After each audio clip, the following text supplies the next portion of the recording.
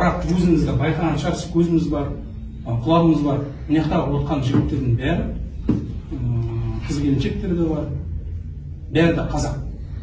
Басқа ұлт жоқ, байқаған шығарсыздар. Не себепті? Себебі тек қана қазақ өз қазағына жаны ашып, елім үшін, жерім үшін, халқым үшін деп алаңға шығып жыртылатын болады. Басқа елден, Европа болсын, Америка болсын, мына Қазақстанға келіп, сендер давай бүйтіңдер, сөйтіңдер, дамимыз, өркендейміз, өрлейміз деген ондай ешқашанда болмайды.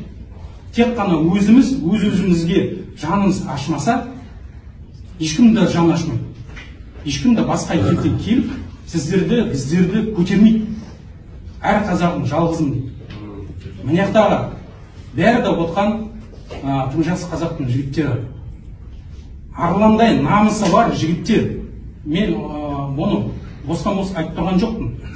Себебі қазақта сөз бар ғой, қоянды қамысы өлтіреді, жігіт намысы өлтіреді деген. Мына жігіттердің бәрі намысшыл жігіттер.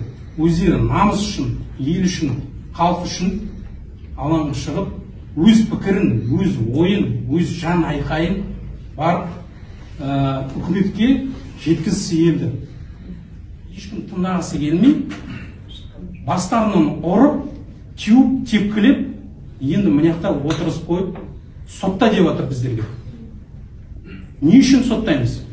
Өздерінің намысын қорғаған үшін ба? Өздерінің пікірін білдірген үшін ба?